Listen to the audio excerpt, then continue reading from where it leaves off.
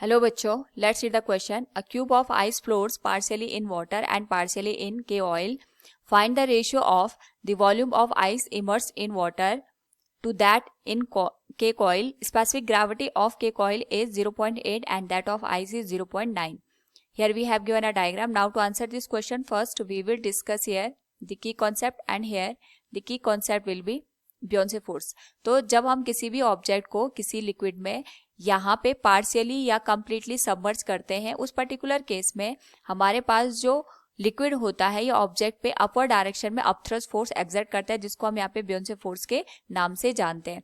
And the value of buoyancy force is given as rho into V into G. Rho is the density of the liquid, V is the volume of the submerge part of a given block in that particular liquid. यानी कितना portion यहाँ पे total volume का उस liquid के अंदर हमने submerge कर रखा है. यानी अगर टोटल वॉल्यूम हमने सबमर्ज कर रखा है तो टोटल वॉल्यूम लेंगे. हाफ वॉल्यूम अगर सबमर्ज कर रखा है तो हाफ वॉल्यूम हम यहाँ पे कंसिडर करेंगे.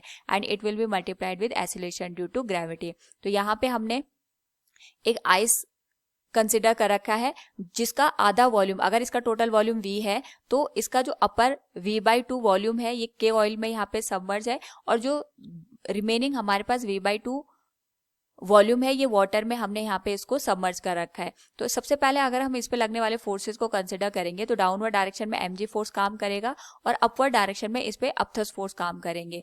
और ये बैलेंस कंडीशन में है तो जो mg फोर्स की वैल्यू होगी that will be equal to the upthrust force. तो दो यहाँ पे लिक्विड है, एक तो K ऑयल है, दूसरा वाटर है. तो यहाँ पे जो वाटर और K ऑयल का अपथ्रस्ट फोर्स है यही हमारे पास mg यानी इसके वेट को बैलेंस करेगा. So we can say here upthrust force of the water plus upthrust force of the K oil. Now इस पर्टिकुलर केस में अगर हम मास को रिप्लेस कर दें डेंसिटी और वॉल्यूम के टर्म में, so it will be density of ice multiplied with volume of ice multiplied with acceleration due to gravity.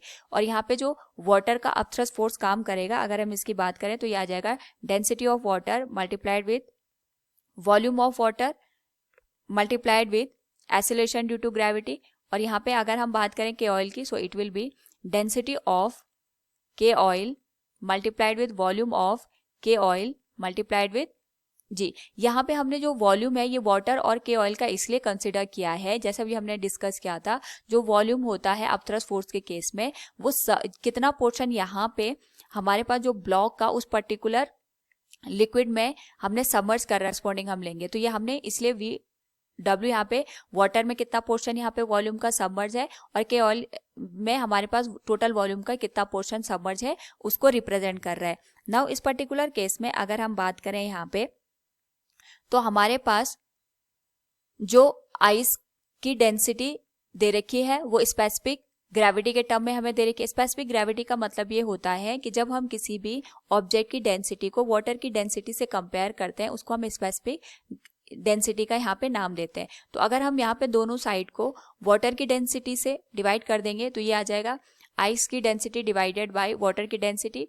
तो इसको हम लिख सकते हैं density of ice divided by density of water multiplied with volume of ice. जिसे दोनों side जी cancel हो जाएगा, इसको हम यहाँ से रिप्लेस कर देंगे.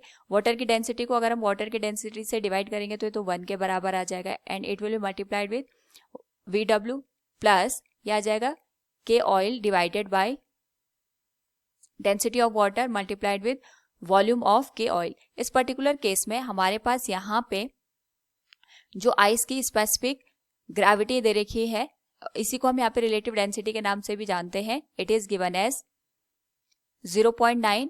और साथ में हमें ये भी ध्यान रखना है कि यहाँ पे जो आइस की टोटल वॉल्यूम है ये आधा वॉल्यूम K ऑयल में सबमर्ज है और आधा वॉल्यूम वाटर में. यानी अगर हम आइस के वॉल्यूम की बात करेंगे तो it will be given as VW plus K oil.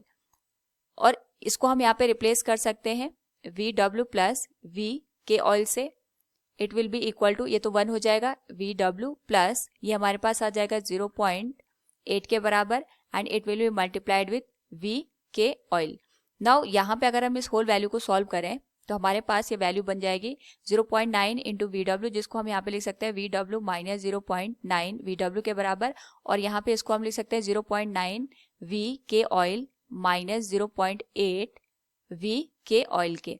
तो अगर दोनों को सब्ट्रैक्ट कर दें तो हमारे पास जो वैल्यू बनेगी it will be 0.1 K oil will be given as 0.1 VW। तो हमारे पास यहाँ पे अगर दोनों वॉल्यूम का रेशियो अगर हम ले लें तो it will be given as 1:1।